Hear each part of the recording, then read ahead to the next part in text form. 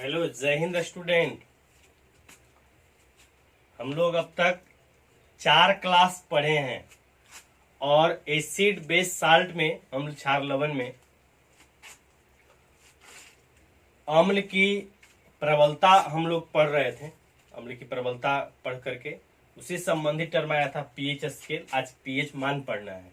PH मान आज का टॉपिक होगा। हेडिंग देना है, शायद आप दिए भी थे हेडिंग, पीएच मान। पीएच मान हेडिंग देना है, ठीक है। पीएच का मतलब आपको बतलाए थे, पावर ऑफ हाइड्रोजन आयन। पोन्टेज होता है, पोन्टेज का अर्थ शक्ति होता है, पावर। चलिए समझिएगा पीएच मान। देखिए पीएच मान क्या है, तो पीएच मान जो है उसका पिछले क्लास में पढ़े थे कि पीएच स्केल पर ये निरूपित रहता है पीएच मान। और उस पीएच मान की सहायता से हम लोग को 2 जानकारी प्राप्त होती है। उसको यहाँ लिखेंगे भी, क्या क्या। पहला तो ये पता चलता है कि विलयन के पीएच मान से पता हो जाएगा कि विलयन अम्लीय है कि विलयन क्षारीय है कि विलयन उदासीन है। एक तो ये जानकारी प्राप्त होगी, और दूसरा ये कि यदि अम्लीय है तो कितना अम्लीय है, प्रबलता उसका क्या होगा, वो निकालने के लिए, ठीक है। और फिर ये सीखेंगे कि पीएच मान निकालते कैसे हैं, कोई विलयन उसका पीएच मान कैसे निकालेंगे, वो सीखना है। चलिए डैश देके लिखना है, बोले देखिए। किसी विलयन के पीएच मान से उसके प्रकृति तथा प्रकृति मतलब अम्ल क्षार लवण, उसके प्रकृति तथा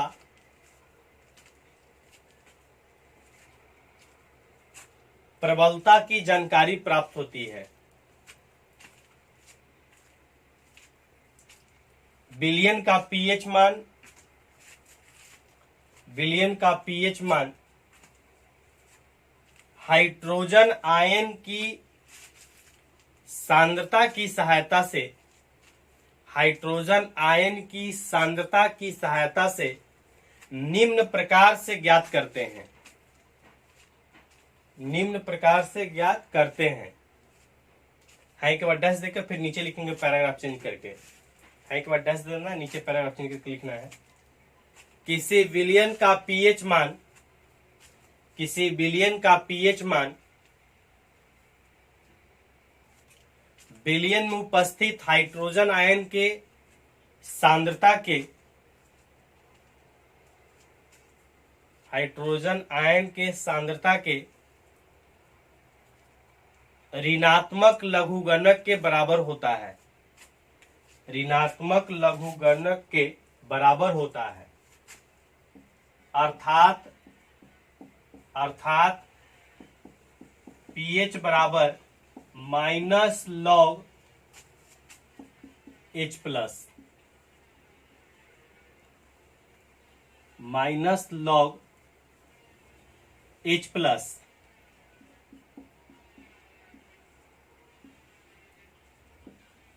चलिए देखिए इधर समझिएगा, इसको लिख लेना है, या इसको और आगे बढ़ाएंगे तो लिख सकते हैं पीएच बराबर लॉग का एक प्रॉपर्टीज होता है कि जो गुना है ये यहाँ के कंपोनेंट के पावर में चला जाता है। मतलब इसको लिख सकते हैं लॉग, और ये जब -1 यहाँ पावर में जाएगा तो 1 बटा में नहीं हो जाएगा, तो -1 बटा H प्लस। इसको ऐसे भी लिख सकते हैं। देखिए एक बार फिर से समझिएगा क्या हुआ है। लॉग का प्रॉपर्टी लिख देते हैं, चूंकि n log x बराबर फॉर्मूला होता है log x के पावर n। मतलब ये कि log के जो गुणांक में रहेगा वो यहाँ के घटक के पावर में चला जाता है। n गुना में था तो x के पावर में चला गया। ये -1 गुना में है, ये पावर में जाएगा तो ये बटा 1 बटा इतना न हो जाएगा। चलिए यहाँ बगल में लिख दिए हम, आपको समझ लेना है। लॉ का कुछ और प्रॉपर्टी समझना, पहले परिभाषा समझिए क्या कहा गया पीएच मान निकालने का, कि जो विलयन का पीएच मान है वो विलयन में उपस्थित हाइड्रोजन आयन के सांद्रता, हाइड्रोजन आयन H प्लस, और जो सांद्रता हम बोल रहे हैं उसको चिन्ह के रूप में ऐसे दिखाते हैं बड़ी कोष्टक से, ये सांद्रता को निरूपित करता है। यहाँ बगल में कहीं लिख भी लेंगे, ये जो है ये इसको क्या पढ़ेंगे, सांद्रता पढ़ रहे हैं, सांद्रता है। तो कहा गया कि किसी विलयन में उपस्थित हाइड्रोजन आयन के सांद्रता का ऋणात्मक लघुगणक, लघु में लोगरिथम, एलओजी लॉग, इसको लोगरिथम पढ़ेंगे, ऋणात्मक लघुगणक के बराबर होता है कौन? पीएच मान। ये परिभाषा कहा गया, निकालेंगे, फॉर्मूला को समझेंगे, लेकिन उससे पहले भी लॉग के बारे में थोड़ा बहुत आपको बतलाते हैं। 9th क्लास में आपको राहुल सर मैथ में बतलाए होंगे, लॉगरिथम पढ़ाए होंगे, थोड़ा बहुत प्रॉपर्टी आपको आना चाहिए, कुछ आया भी होगा, हम इस पर चर्चा करते हैं। देखिए लॉग का कुछ प्रॉपर्टी समझना है। ये तो फॉर्मूला हो गया, न्यूमेरिकल बनाने के लिए जरूरी है कि आपको लॉगरिथम का फॉर्मूला थोड़ा बहुत जानकारी हो। देखिए लॉग का एक दो फॉर्मूला बताते हैं। एक तो ये होता है कि log a इंटू बी बराबर होता है log a plus log a plus log b, एक फॉर्मूला ये है। दूसरा है log a बटा b बराबर log a minus log b, ठीक है। इसके बाद आगे फॉर्मूला है वही जो वहां लिखे, एन लॉग ए यदि रहेगा तो हो जाएगा log a के पावर n, ठीक है। इतना बात आपको याद रखना। फॉर्मूला लॉगरिथम संबंधित ये कुछ 3 फॉर्मूला है जो आपको यूज आएगा। इसके अलावा लॉगरिथम का कुछ मान होता है, इधर लिख देते हैं, जैसे log a है, सॉरी एक log 0 जो है उसका मान 0 हो जाता है, log 1 का मान, नहीं 1 से शुरू करते हैं, 0 का मान इन्फिनेटिव होता होगा, log 1 का मान 0, log 2 का मान होता है 0.301, log 3 का मान होता है 0.470, log 4 का मान हो जाएगा, log 4 का मान होता है 0.602 और log 5 का मान होता है 0.680। चलिए इतना आपको याद रखना है, ठीक है, इतना याद रखिएगा तो चलेगा काम 5 तक। ये क्यों बतलाया है आपको समझ में आएगा। ये केमिस्ट्री से रिलेटेड नहीं है, ये मैथमेटिक्स बात हो गया, मैथमेटिकल कैलकुलेशन में काम आएगा पीएच मान निकालने के लिए। कुछ फॉर्मूला है 3 ठो, और इधर कुछ मान है लॉग का, कि log 1 का मान 0 होता है, 2 3 4 5 का ऐसे होता है। हम लोग अभी पढ़ रहे थे क्या, पीएच मान निकालने के लिए। विलयन का पीएच मान किसके सहायता से निकालेंगे, उसमें उपस्थित H प्लस आयन की सांद्रता से। H प्लस आयन की सांद्रता, H प्लस आयन की मात्रा जितनी होगी उसके हिसाब से विलयन का पीएच मान होगा, ठीक है। न्यूमेरिकल से कुछ क्लियर करते हैं। चलिए एक न्यूमेरिकल लिखिएगा, न्यूमेरिकल लिखिए, बोलते हैं हम हाइड्रोक्लोरिक अम्ल के एक जलीय विलयन में, हाइड्रोक्लोरिक अम्ल के एक जलीय विलयन में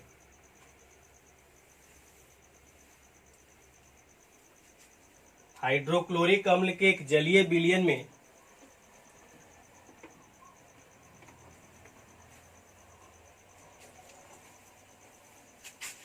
हाइड्रोजन आयन की सांद्रता, हाइड्रोजन आयन की सांद्रता 10 के पावर -4 m, 10 के पावर -4 m, M4 है मूलरता, मूलरता ये क्या है, सांद्रता का मात्रक है, इकाई है। M4 क्या बोलेंगे, मूलरता, मोलारिटी होता है अंग्रेजी, हिंदी में मोलरता कहते हैं। वो क्या है मोलरता, बड़ा एम, सांद्रता का इकाई है, मात्रक है। 10 के पावर -4 m है। तो विलयन की प्रकृति बतलाएं। प्रकृति मतलब अम्लीय है कि क्षारीय है कि उदासीन है। तो विलयन की प्रकृति बतलाएं। चलिए देखिएगा इधर,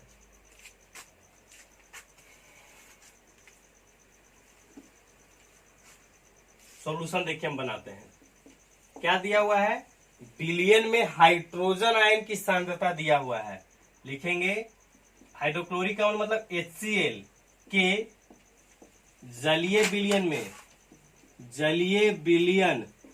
में हाइड्रोजन आयन की सांद्रता, हाइड्रोजन आयन ही ना है। अब अभी बतलाएं कि सांद्रता को कैसे लिखते हैं, बड़ी कोष्टक से।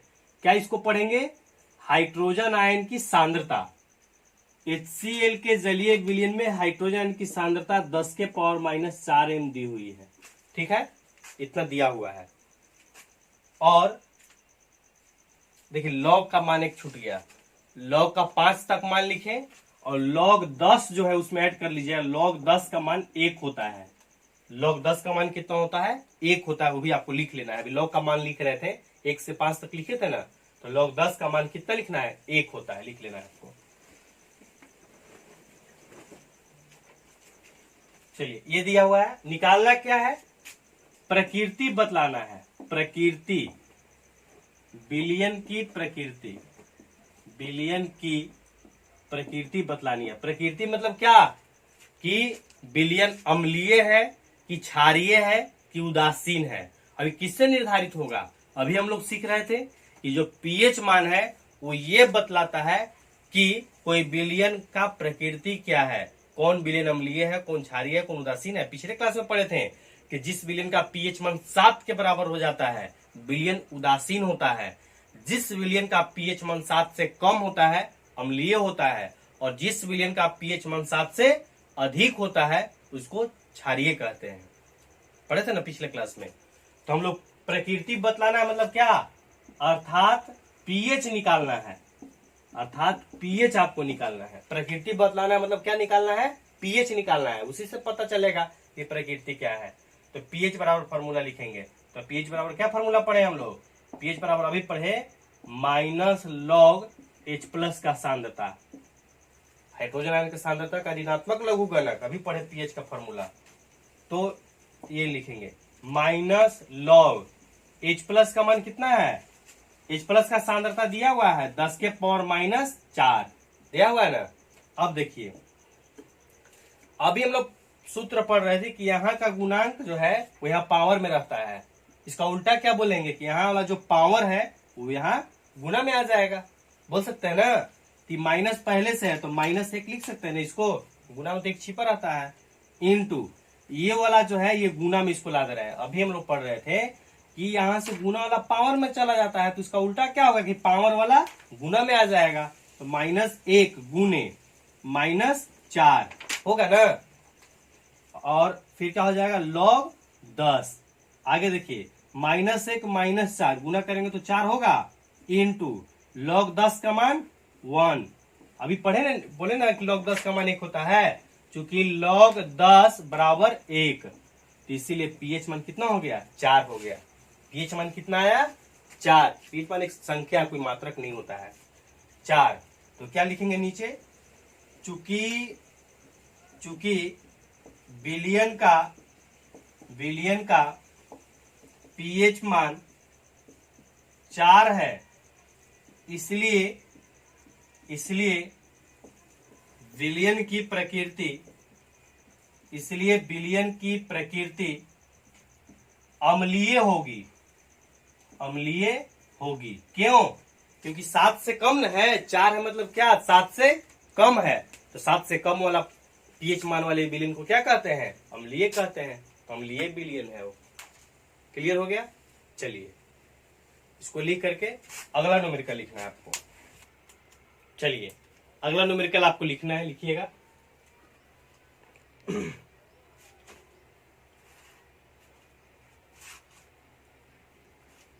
दो बिलियन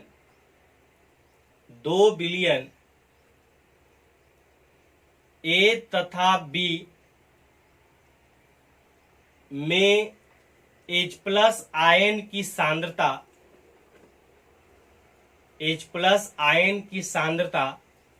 क्रमशः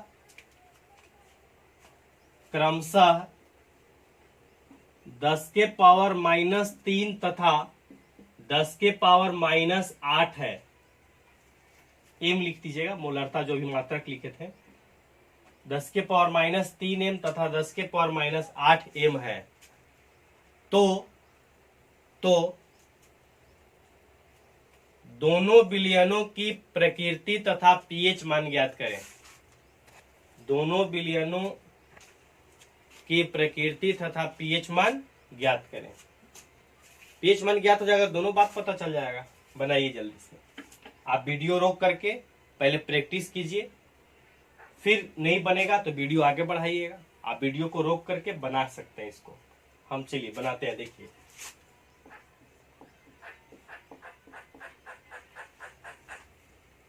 शुरू करें, बनाते हैं। क्या है, दो बिलियन है, एक है ए और दूसरा बी।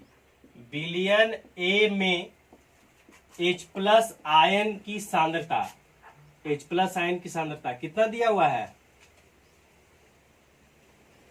10 के power minus 3m।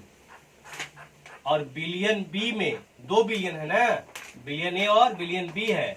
Billion B में H प्लस आयन की सांद्रता कितनी दी हुई है, 10 के पावर माइनस 8m।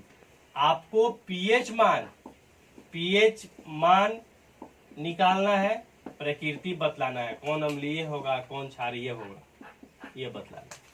चलिए पीएच मान डायरेक्ट निकालते हैं। पीएच मान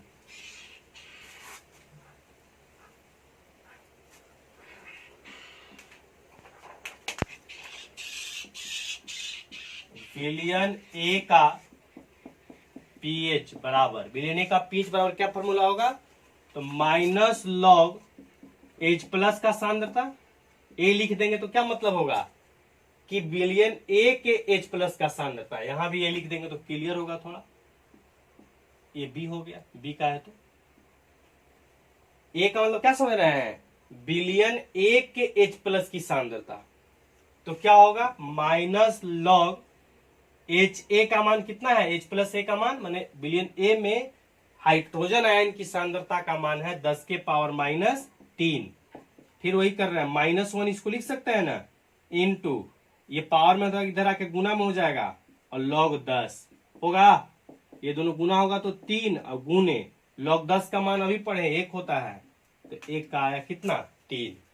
तो पीएच मान 1 का, एक जो विलयन ए है उसका पीएच मान 3 है, तो कितना है 7 से कम, इसीलिए ये क्या होगा, उदासीन होगा। क्या होगा, उदासीन। कॉमा देकर उदासीन लिख देंगे। स्टेटमेंट लिखना होगा तो लिख देंगे जैसे इससे पहले लिखे थे। चलिए एक ज्ञात हो गया, दूसरा देखिएगा, आपको लिख लेना इतना। दूसरा देखिए, दूसरा बी का पीएच मान निकाल रहे हैं, तो बी के पीएच मान कितना था, 10 के पावर H प्लस आयन का सांद्रता बी का, बी लिख दिया मतलब बी का H प्लस का सांद्रता 10 के पावर माइनस 8, माइनस 1 हो गया, ये गुने, ये पावर में है तो इधर आके हो जाएगा ना गुना में, अब गुने log 10, log 10 का मान कितना पढ़े हैं 1, तो पीएच मान 8 है ना, तो 7 से तुलना करना होता है, 7 से अधिक है, इसीलिए ये क्या हो जाएगा, क्षारीय हो जाएगा। मतलब विलयन ए जो है वो अम्लीय था, विलयन बी जो है कैसा था, क्षारीय था।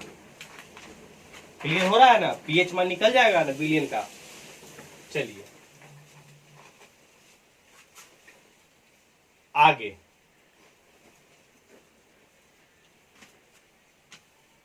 लास्ट न्यूमेरिकल आपको लिखना है, लिखिए।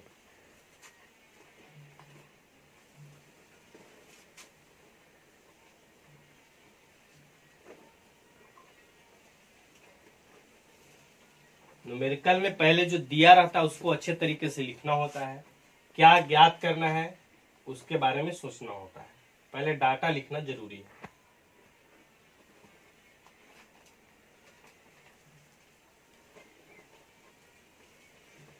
लिखिएगा अगला numerical, billion A B C तथा डी, कैपिटल सब लेटर में लिखेंगे, बिलियन ए बी सी तथा डी का पीएच मान क्रमशः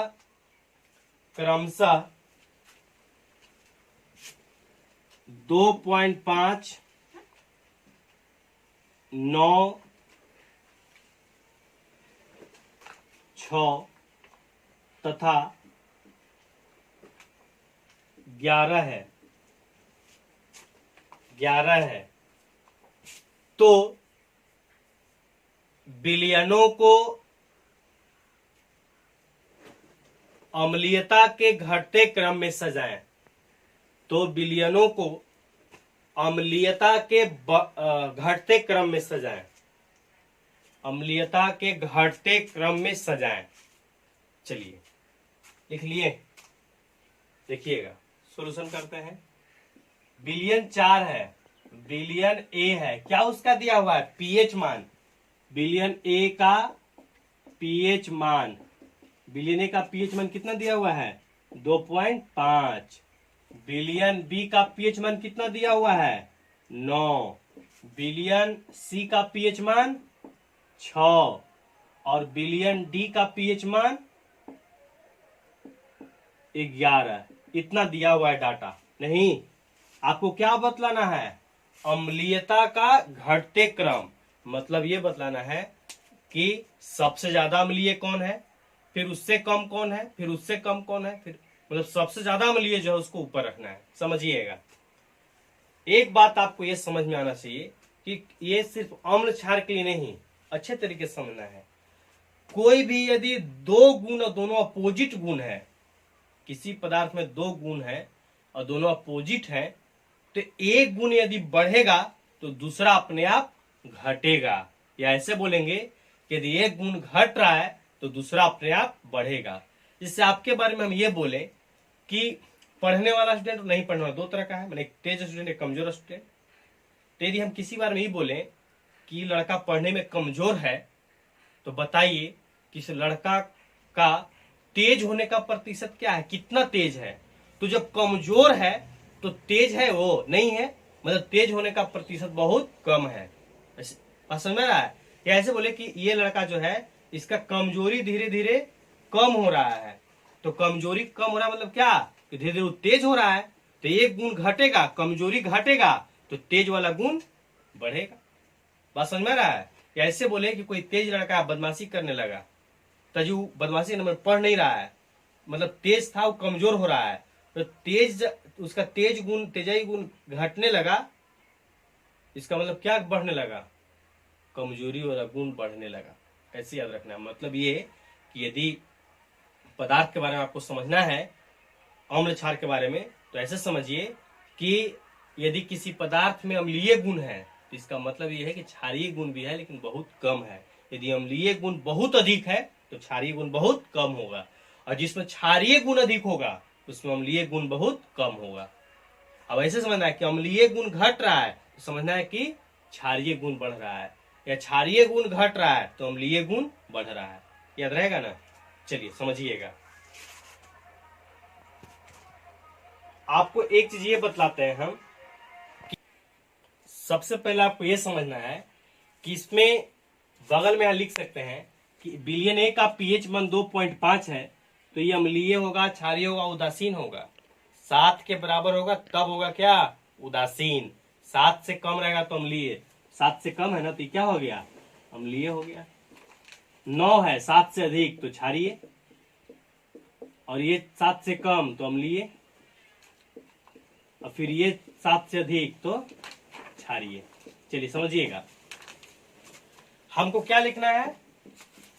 अम्लीयता का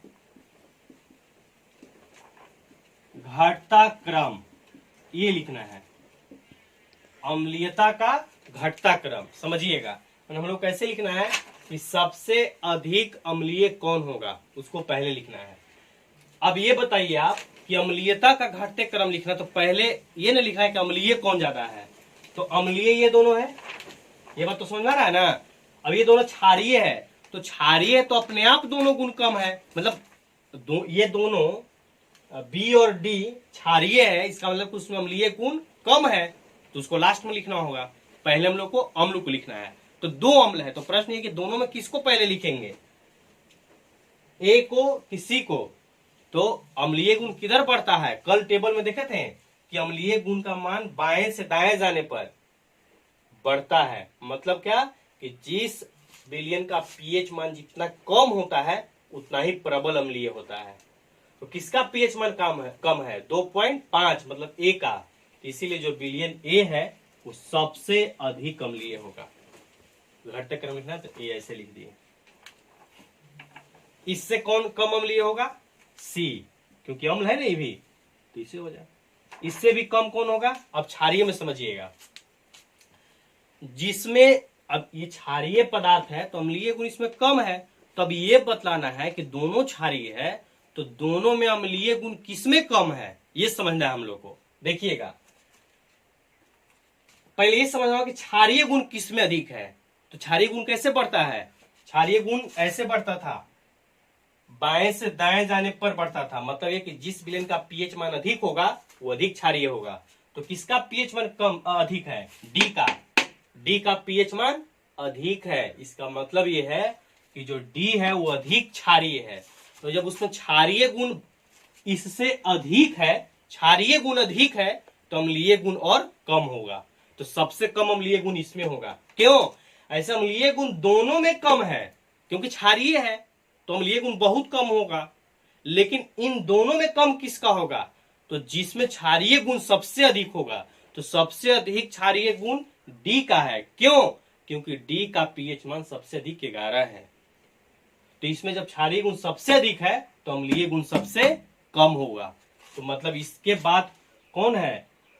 बी। और सबसे कम जो है वो कौन है? डी। ऐसे ये हो गया अम्लीयता का घटता क्रम। सबसे अधिक अम्लीय, इससे कम, इससे कम, इससे कम। अम्ल के बारे में बोलेंगे तो क्लियर है। चलिए, इतना 3 न्यूमेरिकल आपको कराए हम समझते हैं कि पीएच मान निकालने का और इससे संबंधित जो प्रश्न है ये आपको क्लियर हुआ होगा। आप किताब वगैरह का प्रश्न बनाइएगा और क्लियर होगा। चलिए, आपको पीएच से संबंधित एक लास्ट है, टेबल बनाएंगे। कुछ विलयन का पीएच मान आपको याद करना होता है, क्वेश्चन भी पूछता है तो आपको लिखना है, हेडिंग देना है। चलिए, आपको आगे टेबल बनाना है कुछ प्रमुख पदार्थ के पीएच मान। एक तरफ पदार्थ लिखेंगे, दूसरी तरफ पीएच मान लिखेंगे। लार है 2 जगह, खाने के बाद लार का पीएच मान कुछ और होता है और पहले कुछ और होता है। खाने के पहले जो लार है उसका पीएच मान 6 होता है। मतलब ये कि खाने से पहले सुबह का जो टाइम होता है, खाली इसके बाद लंबे समय तक, जैसे रात में खाना खाएं तो सुबह तक पूरा अम्लीय हो जाता है लार। ठीक है, इसीलिए लोग ब्रश करते हैं ताकि वो क्षार से मिलकर के उसको उदासीन कर दे। याद रखना है इसको। खाने के बाद वो 8 हो जाता है, फिर इसके बाद क्षारीय हो जाता है। नींबू का रस 2 होता है। कॉफी जो पीते हैं वो अम्लीय होता है। कॉफी चाय में अंतर है, याद रखना आज के बाद। कोई बोलता है जनरली कि सेम है, नहीं। कॉफी अम्लीय और चाय सबसे नीचे 11 क्षारीय होता है, याद रखिएगा। टमाटर का रस अम्लीय 4 है।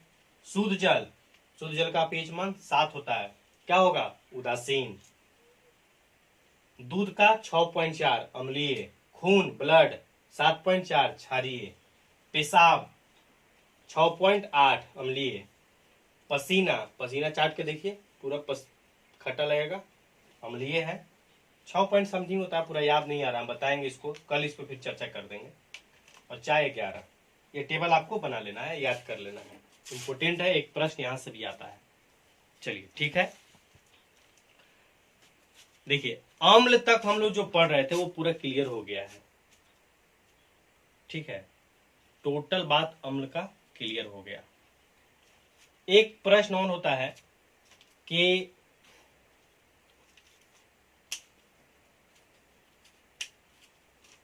पीएच मान में परिवर्तन का महत्व क्या है, उसको पढ़ना है। आपको ये लिख लेना है पहले टेबल, इसके बाद हेडिंग देना है।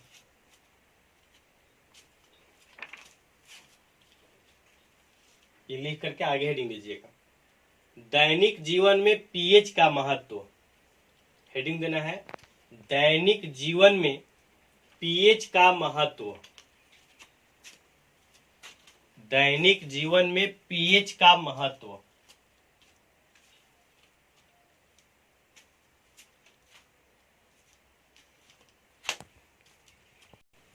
चलिए हेडिंग दे दिए, दैनिक जीवन में पीएच का महत्व, हेडिंग देना था, दैनिक जीवन में पीएच का महत्व। हमारे दैनिक जीवन में क्या क्या पीएच का महत्व है, पीएच मान परिवर्तन से क्या क्या परेशानी होती है, उसके बारे में समझना है। सुनिएगा, पॉइंट वाइज करके लिखना है, समझना है। पहला होगा पाचन में, पाचन क्रिया में पीएच का महत्व, फिर इसमें भी डैश देके लिखना होगा, समझिएगा। देखिए, पीएच का महत्व हमारे दैनिक जीवन में बहुत अधिक है, बहुत। हम लोग अपना पाचन क्रिया से शुरू कर रहे हैं। हम लोग का पाचन क्रिया के लिए अमाशय रस उत्तरदायी होता है।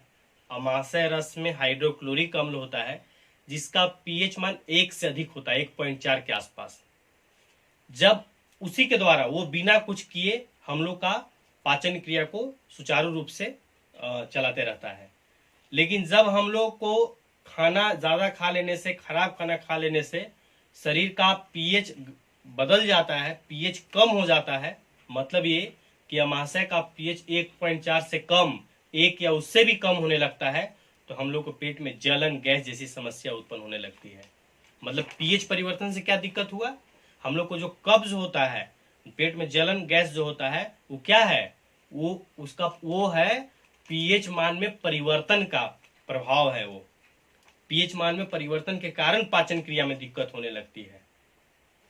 क्या दिक्कत, कैसे दिक्कत उत्पन्न हुआ, पीएच में परिवर्तन। कैसा परिवर्तन हो गया, हम बोले कि ज्यादा खा लेने से, खराब खाना खा लेने से अमाशय रस में अम्ल का स्राव हो जाता है, अम्ल की मात्रा बढ़ जाती है, अर्थात पीएच मान कम हो जाता है। इसी कारण गैस वगैरह उत्पन्न होने लगता है। तो इस समस्या के निदान के लिए क्या करते हैं, किसका मात्रा बढ़ा है, अम्ल का ना, तो अम्ल को कौन काटेगा, उसका उल्टा वाला, अपोजिट वाला, क्षार। तो इसीलिए हम लोग क्षारीय पदार्थ का उपयोग करते हैं। नींबू, सॉरी, वो नींबू संतरा सबसे मिल करके जो बनता है, क्या बोलते हैं उसको, इनो। तो इनो जो है वो क्षारीय होता है। तो जब उसको हम लोग पीते हैं तो जितना अम्ल बढ़ा रहता है, बढ़े हुए अम्ल को क्या करता है, वो नष्ट कर देता है। समझ में आया, पाचन क्रिया में ऐसे महत्व हुआ। इसके बाद हम लोग का मुंह का पीएच मान, यहाँ पीएच मान भी परिवर्तित होने लगता है। यहाँ पीएच मान घटने लगता है, माने अम्लीय हो जाता है।